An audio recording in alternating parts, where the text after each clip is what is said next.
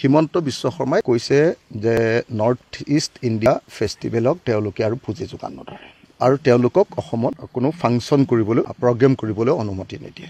মই ভাবোঁ যে জুবিন গাৰ্গক পৰোক্ষভাৱে মৃত্যুৰ পিনে ঠেলি দিয়াৰ পাছত নৰ্থ ইষ্ট ইণ্ডিয়া ফেষ্টিভেলে এনেও আৰু কোনোপধ্যে অসমত কোনোদিন অনুষ্ঠান কৰিব নোৱাৰে, এইটো নিশ্চিন্ত থাকক। সেইকাৰণে অসমৰ মুখ্যমন্ত্ৰীৰ এই ঘোষণা এটা প্ৰশাসনৰ বাহিৰে আন একো নহয়, এনে মানুহৰ ক্ষোভটোক খংটোক কমাবৰ কাৰণে কৰা এটা গিমিক বুলি যাক কয়, এটা চমকৰ বাহিৰে আন একো নহয়। গতিকে অসমৰ মুখ্যমন্ত্ৰীয়ে কওকে বা নকওকে অসমৰ ৰাইজে, অসমৰ যুৱ সমাজে, অসমৰ সংগঠনসমূহে, অসমৰ ৰাজনৈতিক দলবিলাকেই আচলতে কোনোপধ্যে কেতিয়াও এই অনুষ্ঠানটোক আৰু অসমত কেতিয়াও কোনো ফাংচন পাতিবৰ কাৰণে, কোনো ফেষ্টিভেল পাতিবৰ কাৰণে অনুমতি নিদিয়ে। গতিকে এই অনুষ্ঠানটো ৰাইজৰ ওচৰতে বেন হৈছে, চৰকাৰে বেন কৰক নকৰক সেইটো পিছৰ কথা। কিন্তু বাৰম্বাৰ দাবী জনাই থকাৰ পাছতো কিয় হিমন্ত বিশ্ব শৰ্মাই শ্যামকানু মহন্ত আৰু সিদ্ধাৰ্থ শৰ্মাক এতিয়ালৈকে গ্ৰেপ্তাৰ কৰা নাই? পৃথিৱীৰ য'তেই লুকাই নাথাকক লাগিল শ্যামকানু মহন্ত আৰু সিদ্ধাৰ্থ শৰ্মাক গ্ৰেপ্তাৰ কৰিব লাগে। ছিংগাপুৰ আৰু ইণ্ডোনেছিয়াক বিভক্ত কৰা যি জলৰাশি তাত নামিবলৈ বাধ্য কৰোঁ, সেই ছিংগাপুৰৰ নাগৰিকসকলকো গ্ৰেপ্তাৰ কৰিবৰ কাৰণে মই দাবী জনাইছোঁ। দ্বিতীয় দাবীটো হ'ল যে অসমৰ মুখ্যমন্ত্ৰীক বাৰম্বাৰ কৈ থকাৰ পাছতো এতিয়ালৈকে CBI এনকুৱাৰী দিয়া নাই। জুবিন গাৰ্গে তাত ফ্ৰী ডাইভিং কৰিছিলে,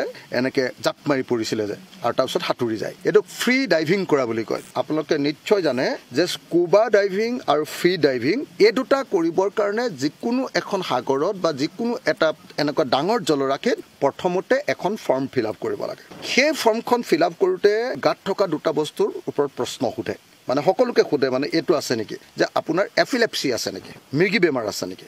2 নম্বৰ তেওঁ সোধে যে আপুনি কেতিয়াবা চিজাৰৰ মুখামুখি হৈছিলে নেকি, চিজাৰ হৈছিলে নেকি। যদি চিজাৰ হৈছিলে আৰু এপিলেপচি হৈছিলে তেতিয়াহ'লে প্ৰথমতে ডাক্তৰৰ ওচৰলৈ পঠিয়ায় আৰু ডাক্তৰে চাৰ্টিফিকেট দিলেহে তেতিয়াহে সাগৰত নামিব পাৰে। কিন্তু আশ্চৰ্যজনকভাৱে কোনোবাই মেনুপুলেট কৰি বা কোনোবাই 2 নম্বৰী কৰি জুবিন গাৰ্গক সাগৰতটো নমালেই, তাৰ লগতে পৃথিৱীৰ ক'তো নোহোৱা নোপোজাকে কোনো পৰ্যটকে কেতিয়াও নকৰা নিচিনাকে লাইফ জেকেট নিপিন্ধাকে খালী গাৰে সাঁতুৰিবলৈ ঠেলি দিয়া হ'ল।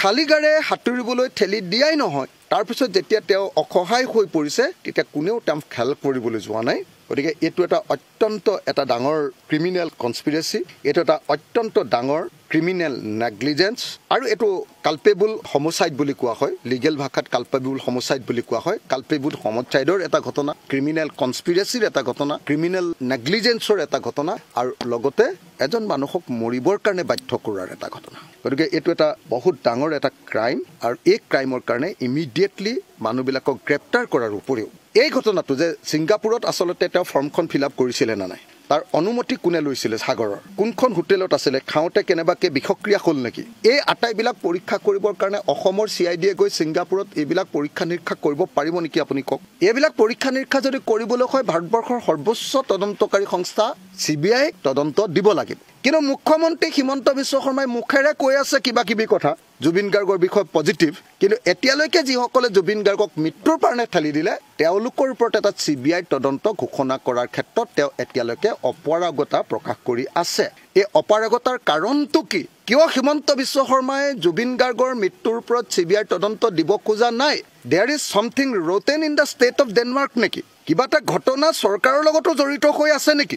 জুবিন গাৰ্গৰ মৃত্যুৰ ঘটনা CBI তদন্ত ঘোষণা কৰিবলৈ বাৰম্বাৰ কৈ থকাৰ পাছতো এতিয়ালৈকে CBI তদন্ত ঘোষণা কৰা নাই কিয়? সেইকাৰণে এই মুহূৰ্তত ৰাইজৰ দলৰ সভাপতি হিচাপে, শিৱসাগৰৰ বিধায়ক হিচাপে আৰু অসমৰ মানুহৰ কাৰণে সদায় কাম কৰি থকা এজন সংগ্ৰামী যুঁজাৰু হিচাপে মই অসম চৰকাৰক দুটাই দাবী কৰিছোঁ। 1 নম্বৰ দাবীটো হ'ল যে জুবিন গাৰ্গৰ মৃত্যুৰ কাৰণে জগৰীয়া অভিযুক্ত শ্যামকানু মহন্ত আৰু সিদ্ধাৰ্থ শৰ্মাক অনতি বিলম্বে গ্ৰেপ্তাৰ কৰাৰ ব্যৱস্থা কৰিব লাগে। পৃথিৱীৰ য'তেই নাথাকক লাগিলে নিগনিৰ গাঁতত সোমাই থাকিলেও তেওঁলোকক ধৰি আনি তদন্তকাৰী সংস্থাৰ হাতত চমজাই দিয়াৰ ব্যৱস্থা কৰিব লাগে। নম্বৰ 1। নম্বৰ 2, তদন্ত অসম চৰকাৰৰ CIDয়ে কৰিব নালাগে, অসম চৰকাৰে কৰিব নোৱাৰে, কাৰণ ইতিমধ্যে হিমন্ত বিশ্ব শৰ্মাই সিদ্ধাৰ্থ শৰ্মাক পোৱাৰ পাছতো তেওঁক গ্ৰেপ্তাৰ কৰিব নালাগে বুলি অসম পুলিচক কৈ দিলে।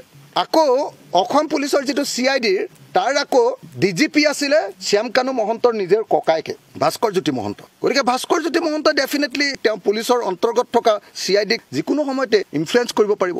গতিকে কোনোপধ্যে আমি CIDৰ তদন্ত নিবিচাৰোঁ। আৰু গৈ বিদেশত CIDয়ে কি কৰিব আপুনি নিজে কওক। ইমান হাইফাই কেছ এটা আৰু ইয়াত কোনে পইচা দিছিলে, এই ফাংচনবিলাক পাতিবলৈ কোনে পইচা দিছিলে, পৃষ্ঠপোষকবিলাক কোন?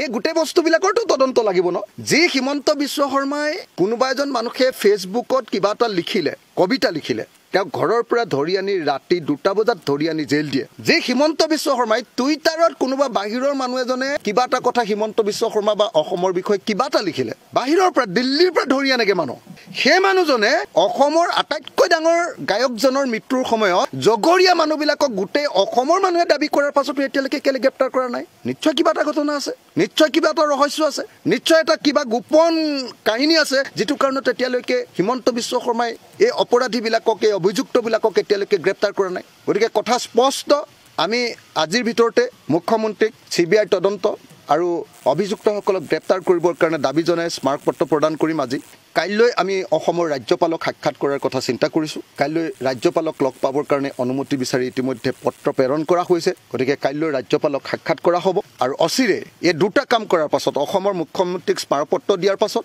অসমৰ ৰাজ্যপালক স্মাৰকপত্ৰ দিয়াৰ পাছত ৰাজ্যপালৰ লগত CBI তদন্তৰ কাৰণে কথা পতাৰ পাছত আৰু অপৰাধীক গ্ৰেপ্তাৰ কৰিবৰ কাৰণে আমি দাবী জনোৱাৰ পাছত যদি এই কাম নহয় তেতিয়াহ'লে কেইদিনমানৰ ভিতৰতে পূজা নাচাওঁ আৰু আন্দোলনহে কৰিম উপায় নাই প্ৰতিবাদহে কৰিম প্ৰতিবাদী কাৰ্যসূচী গ্ৰহণ কৰিম গতিকে মই অতি সোনকালে অসমৰ মুখ্যমন্ত্ৰী ডাঙৰীয়াক আহ্বান জনাইছোঁ যদি ঘটনাত আপুনি লেটিপেটি হ'ব নালাগে যদি আপুনি ঘটনাত লেটিপেটি হৈ থকা নাই আপোনাৰ যদি প্ৰত্যক্ষ বা পৰোক্ষ কোনোবা পৃষ্ঠপোষকতা আপোনাৰ এই ঘটনাত নাই তেতিয়াহ'লে অনতি বিলম্বে এই অভিযোগকাৰীসকলৰ ওপৰত গ্ৰেপ্তাৰ কৰাৰ ব্যৱস্থা কৰক শাস্তিমূলক ব্যৱস্থা কৰক আৰু লগতে CBI তদন্ত আজি বা কাইলৈ ভিতৰত ঘোষণা কৰক নহ'লে কিন্তু আমি আন্দোলনৰ কাৰ্যসূচী গ্ৰহণ কৰিবলৈ বাধ্য হ'ম